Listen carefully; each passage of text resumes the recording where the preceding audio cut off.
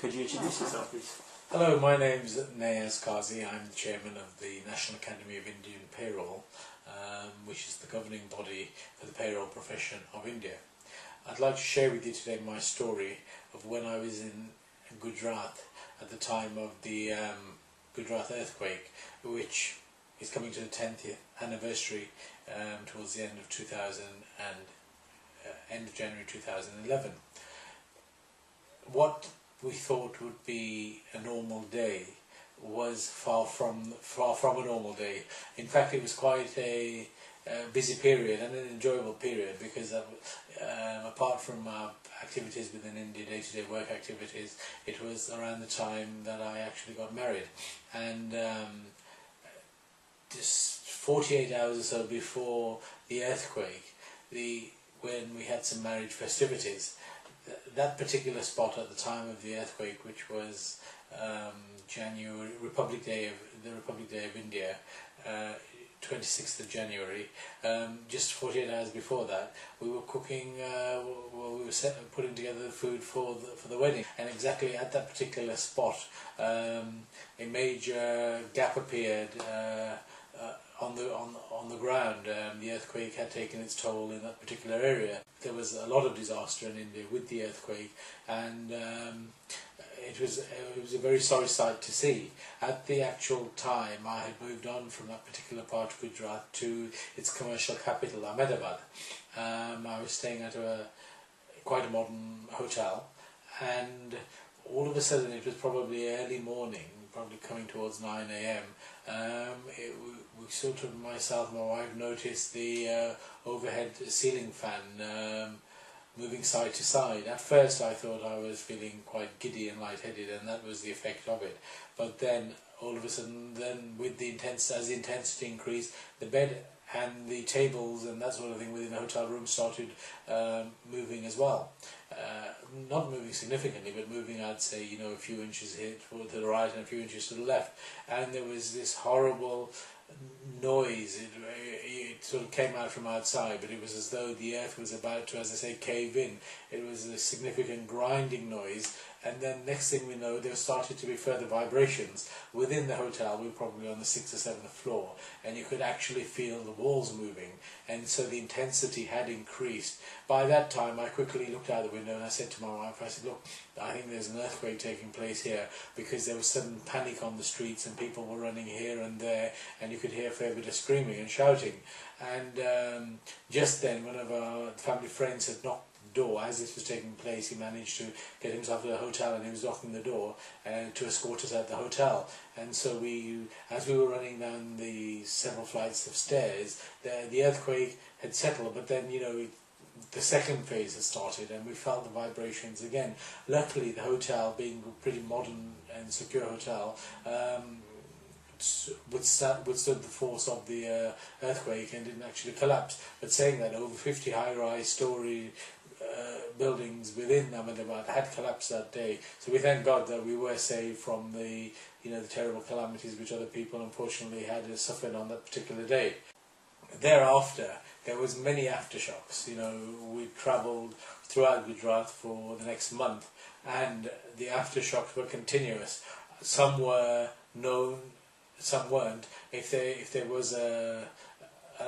it had been found out by the various authorities that there's going to be a sizable aftershock, then they would let everybody know via the emergency services and the news and TV that we were on this evening, or very soon we believe there's going to be an aftershock. But many a time it was without warning, but even on a minor scale, it would cause a panic, because one wouldn't know whether that minor aftershock was going to become another significant earthquake. So it was a terrible time. We thank God that we managed to get through it. It was, I'd say, one of the scariest days of my life, because I think local seismologists had mentioned that the reading was 9.1, 9.2. Later on, reports suggested it was 8 point something. However, it was on the higher end of the Richter scale, and had the potential to cause far more damage than it did. Describe the atmosphere. What was it like? What was the scenes once the earthquake had hit? There was a lot of people outside the buildings. there was panic. But at the same time, people had realised what had happened, so they were trying to make best of the situation. There was a lot of sirens going on, and people running to and fro. They were just standing outside, away from buildings, away from, areas where they felt there was risk that they could collapse, or, there could be secondary problems, whereas bricks or buildings collapsing could cause further damage. Was there the emergency services on the siege at the time? Yes, emergency services were on the scene, but again, we're talking about India 10 years ago, and we're talking about Gujarat being a very populated and very large state, which would engulf it's so large it would engulf the UK. But saying that, where the epicenter was, which was in Kutch and Butch, which is near the borders of Pakistan, that's a very rural area. So again, that's where most of the calamities occurred, because the building structure, the way of life, wasn't really set up and developed for for protecting themselves and to withstand the calamities of an earthquake. How did you feel the international response was to the earthquake at the time? The international response was overwhelming. Again, India is a very large country, and at that moment in time, compared to today, communication and travel wasn't as advanced.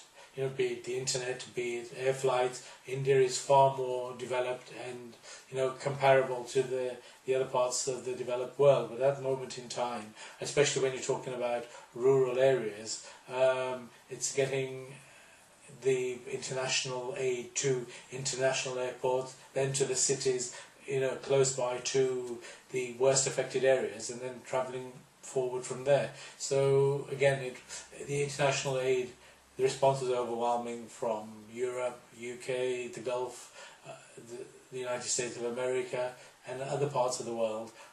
However, because of where it occurred and where the epicenter was, at times it was difficult, or there was a delay in getting the aid to the much needed individuals.